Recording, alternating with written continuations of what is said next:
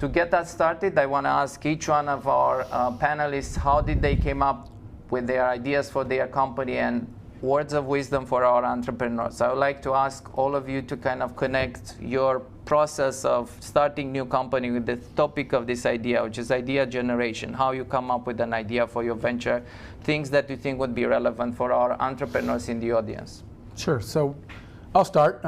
Please. You know, entrepreneurs are idea farmers, and the more I thought about that analogy as I was an entrepreneur for my whole life, the more I realized that is what we do. Our job is to harvest ideas. But in order to harvest ideas, you have to plant seeds of ideas, water and feed them, and hope that some of them will grow.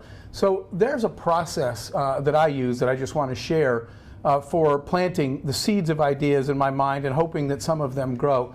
And for lack of a better word, I've just called that process info sponging. But here's what I do, and it's a deliberate process to increase the odds that I might have another good idea at some point. And we do this in my company. I take the first like 15 minutes, 20 minutes of every day, no emails, no texts, nothing outside in my business, and I take 15, 20 minutes every day to just explore the world around me. I go online and I read articles that are not in my industry, that are not relevant to my company. I let my mind wander. I explore things that just catch my attention.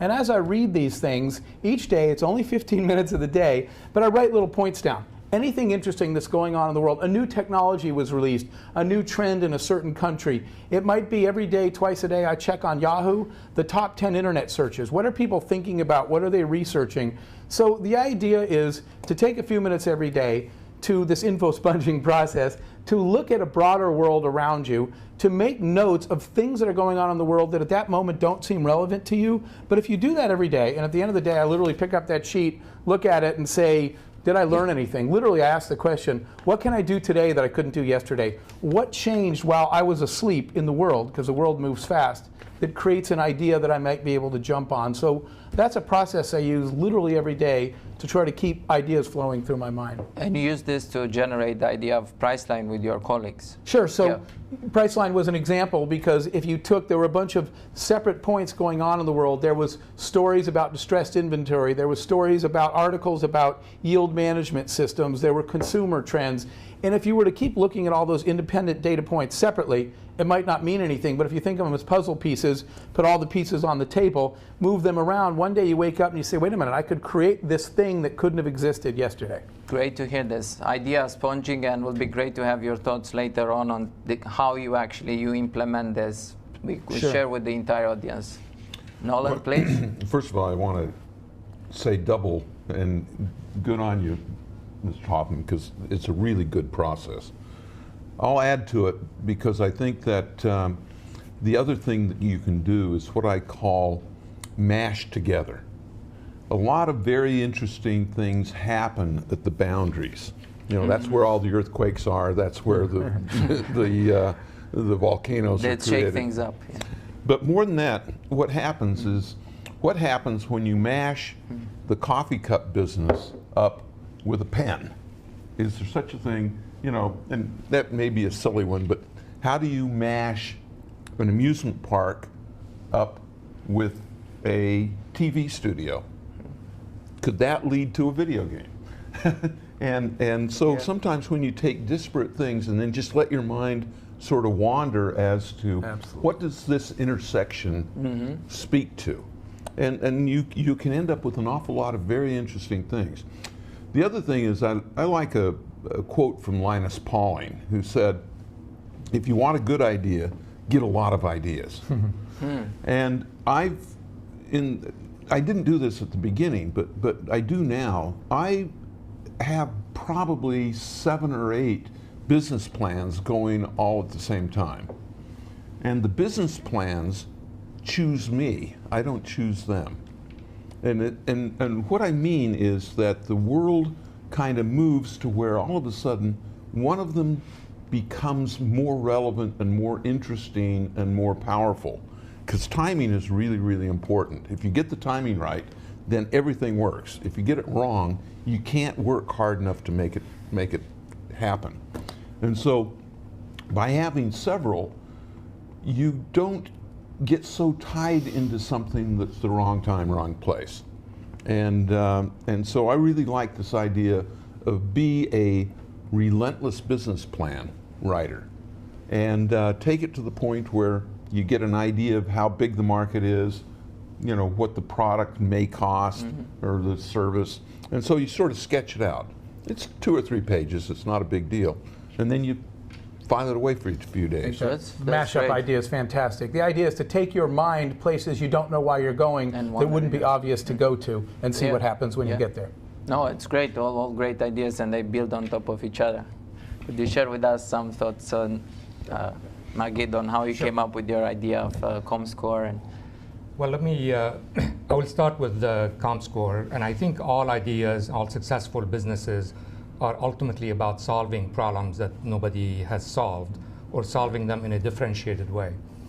So in 1999, the internet was at the peak of irrational exuberance. A lot of companies were getting incredible valuations on the internet and going public without having any revenue or whatever.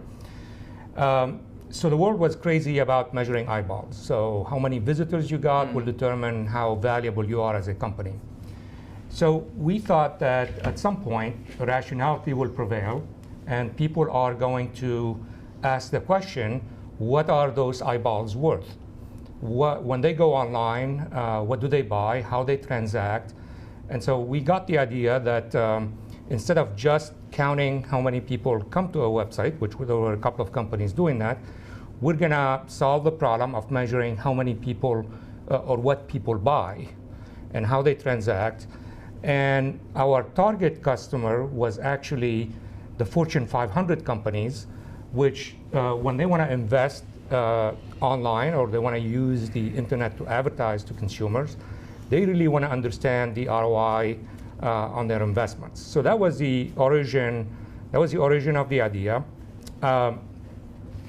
As I said, we started in 1999. That was a particularly different class of companies that were venture funded. About 95% of the companies who were funded that year failed. And the reason is that in 2000, the internet bubble burst.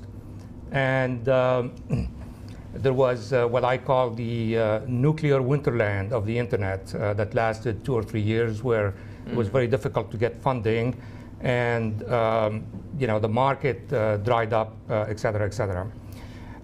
But we somehow endured, we adapted, we went on to measure web audiences around the world. So by expanding globally, by measuring not only what people do on the web, but what video they consume, what search they consume, by measuring advertising campaigns and providing ROI measurements. And now we are into on-demand analytics. So it's an idea that got started and then evolved as the market conditions changed and as we had to deal with it. Now, I want to echo what my colleague said. So my son is an entrepreneur who started a company at the age of 22, and actually was very successful. He became he made about $30 million by selling his company at the age of 24. So clearly, like father, like son. At least he doesn't ask for an allowance anymore. Yeah, that's right. So I was having dinner with him a year ago, and he said, so I'm saying, what are you going to do next? And he said, well, I have a whole bunch of ideas that I want to pursue. I have, in fact, 148 ideas. And I said, what are you talking about? So he pulled his iPhone, and he has a list. And every time he is doing something and he runs into a problem or he identifies a need, he writes it down. That's a great insight. And that's how he essentially creates this portfolio of ideas, and eventually he will decide which one has the best chance of succeeding. It's connecting to what you were mentioning, exposing yourself to a lot of ideas and then analyzing and see how they connect and which one will bubble to the surface. Thank you very much, all of you. Great insights. Our next question is from Ziad Sankari, CEO of Cardio Diagnostic in Lebanon. It's just a coincidence that he's from Lebanon, and our speaker is also originally from Lebanon. Let's play Ziad the question. Hi. My name is Ziad. I'm the co-founder of Cardio Diagnostics, a company that develops technology to monitor heart patients outside of hospitals for a long period of time so that we can diagnose patients and help them and save their lives. I have two questions for the panelists. The first, can you share with us a story about how you moved from a simple idea into a successful business? And the second is, how do you validate your venture ideas, especially in regions where data and statistics are lacking? Thank you very much. Thank you, Ziad. Magid, would you like to address the questions of Ziad? Ziad, great to meet you, and great to meet successful entrepreneurs from Lebanon. So in terms of ideas, I have tended to basically solve business-to-business problems. And usually I find ideas by, in my employer, let's say, I would basically find problems that we're trying to solve that are still unsolved, or by talking to customers and identify a need that is not solved, or identify a need that is different from the way they're expressing it, and there is a solution to it that is actually ingenious and can have an application that they are not directly asking for. Now, in terms of new ideas, obviously I assume that the first thing is you would use the resources available on the web.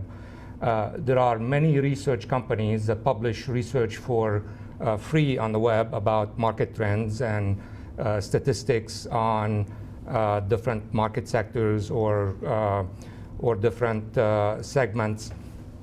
comScore, for example, we have a lot of research that we provide for free that's available on our website, and there are a lot of other companies like that. There are a lot of news articles that would address that.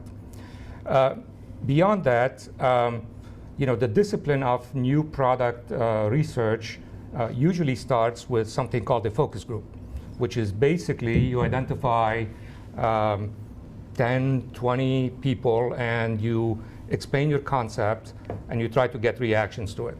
Now, one of the things that you have to do is, if you are the one that's kind of trying to collect that feedback, people will be reserved about telling you it's a stupid idea.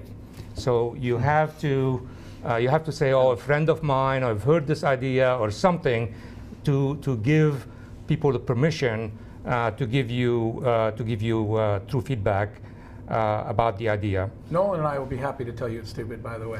So just call us when you're not sure. You know, and sometimes I even say, I think this is kind of a crazy idea. What do you think? You know, sort of prompt them to be negative, because false positives are more expensive.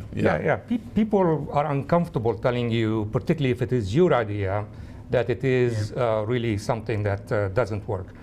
So I think that that's in terms of evaluating the market. The other thing that you need to do, I mean, ideas are a dime a dozen. So the question is, how defensible is the idea? Anybody else has it. If you were to adapt it, is it going to be a local adaptation, or is it going to be something that's global? And what kind of differentiation you're gonna add to it? And also very important is that, what would it take to get that idea to work? And very often, it's really important to have a team. You might be a technical person, somebody else might be, but you need a marketing person or a salesperson. And you cannot really create an idea in a vacuum as a single person. You really have to have the team that will help you take it to market. And if you really don't have that, no matter how good the idea is, unless you have VCs that will pair you with other people that can help you with that. And then the last thing is that if you can't really get immediate funding, do you have the wherewithal to get a prototype? People react a lot better to something tangible that they can see rather than just a concept. Great, excellent insights. And now we have a live question from Egypt, from Cairo. I have an idea, but I'm hesitant to share it with anyone because I'm afraid it will be stolen. Do you have any advice for me? And this is actually through the GIST initiative. We have seen it in other countries that we are working with. It's like the concept that an idea can be stolen. How do you share? How much do you share? Do you share? Yeah, I actually want to jump on that one. And welcome the question from Egypt. I've spent a lot of time mentoring entrepreneurs in Egypt, and it was interesting that one of the best ideas I ever heard, I had just come from Silicon Valley, flew to Cairo to mentor entrepreneurs, and a young Egyptian told me a brilliant idea and shared it with me. But here's my answer to that question, because we get asked that all the time. I have an idea, and I'm afraid if I tell somebody, they'll steal it. This is going to be tough love, but here's the answer. If your idea is so easy to steal that you can tell it to me and I can move ahead of you, get another idea. An idea should be something that you have some amount of unique qualification to succeed at. You have relationships in the industry, you have past experience, you know the technology. There should be some reason that you believe you are well suited to execute that idea and everybody else isn't. If it is an idea that's that simple, then, like I said, you probably need a better idea. You have to share your idea to get anybody to engage in it. We won't give you money, we won't work with you, you won't get people to work for you. If you're not willing to share the idea, there's no way you can build enthusiasm around the idea. So you have to. Okay, I will add to that it will be important also what do you do with that idea and actually starting to implement that idea, and a lot of the difference will be also in the execution of the idea, provided that the idea is a great idea. And we'll talk about this in the next GIST TechConnect. Participants in our group at Muftak Solutions in Pakistan ask, is it better to address an existing need or to create a new market like the iPhone did? Well, I would say an existing need is always a safer bet, because when you are investing in something totally new, you really don't know how it's going to play out. But if it does play out, it's usually a much bigger success. So you invested in Facebook. When Facebook was starting, it was kind of a wild idea. There was no precedent for it, not clear how you'd make money on it. In fact, Google also, it took them about 4 years to figure out how they can make money on search. So I think an existing need, particularly in countries where the support infrastructure for entrepreneurs doesn't really exist, is probably a safer way to go than just starting something from scratch. Now I'll go a little bit deeper on that one, because I think it's important. When you find a need, are you looking to identify the needs? How do you qualify a need? I think that would be interesting, because let's say your son mentioned you have a list of problems that he identifies. It's important, how do you do the next step in assessing a little bit that specific need? You kind of go deeper. How are you? You just have to talk to people. You have to talk to your potential customers. You have to talk to potential consumers. You have to do what I call the focus group, or the poor man's focus group. And ultimately, will you find somebody that will pay for it? Will you find somebody that will invest in it? That's kind of the ultimate test, is validation. The ultimate validation, when someone pays to acquire your product. Exactly. But, to that question, I think Nolan said it best. To the viewer's question of how do you decide which idea to work on, I completely agree with what Nolan said. Ideas pick you.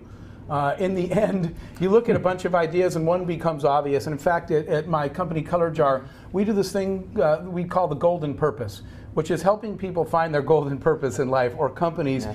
That's the thing that you are best equipped to succeed at. So you might have 148 ideas, but there's going to be some ideas on there that are just obvious that you are, like robotics for you, that you are a really good fit to pursue that idea. The more you research ideas, the more you find the one that is your golden purpose, and it becomes more obvious. It doesn't matter so much whether it's an existing need or a new market. It matters, are you a person that's able to succeed in that space? With that idea. I also think I was just going to say, I also think ideas, you need to think of them multidimensionally.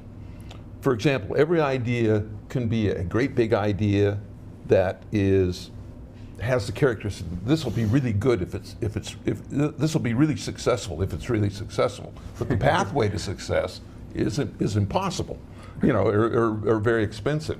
And so I think every idea has characteristics. How much is it likely to cost to get started? Mm-hmm. Like I can have the idea for the best car, but to start a new automobile manufacturing company is really tough.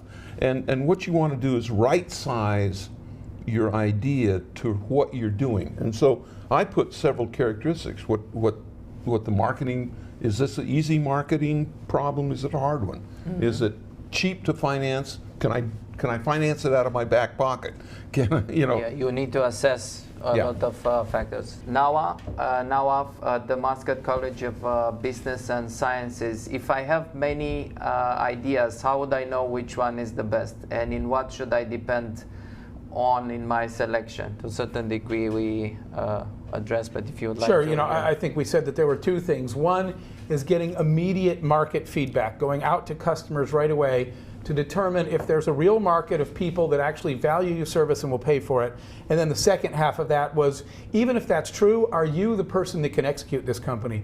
Do you have skills, experience, resource, relationships? Do you have any reason, any unique assets about you that make you believe that you can actually execute this plan? I think those are two important things in idea selection.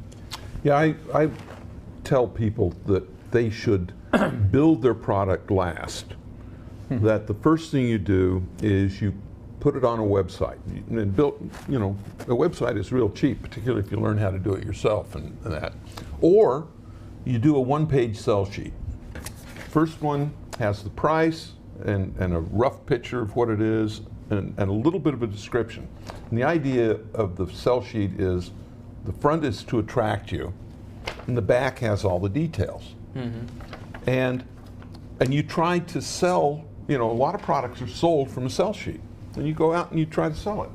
And if that doesn't work, then you build the box, and you put a brick in it, and it looks like the product and everything, you know, and the same thing. It's about communication. If you can't sell the box with a brick in it, they don't know that there's a brick in it, but it has about the same thing. Mm-hmm. If you can't sell that, don't build the product. Of course, it's an intermediary step. Great. Yeah. Mm-hmm. So let me. It's really important to realize that venture capitalists don't invest in ideas; they invest in people. Yeah. And so we have to temper the enthusiasm. Oh, I have this great idea, or this and that, by, you know, what makes you unique, as Nolan said, to be able to execute that. And if you really don't have that, move to the next idea that will make you. And then I would also say that you really need to have a team around you that believes in that idea. It's not just enough that you have that idea, because it's not a one-man show. It's going to be a team show. Great. Yeah, because a lot of times venture capitalists are looking at you and saying, "What's this company like if I have to fire that guy?" Yes. Yeah. Great. Good insights.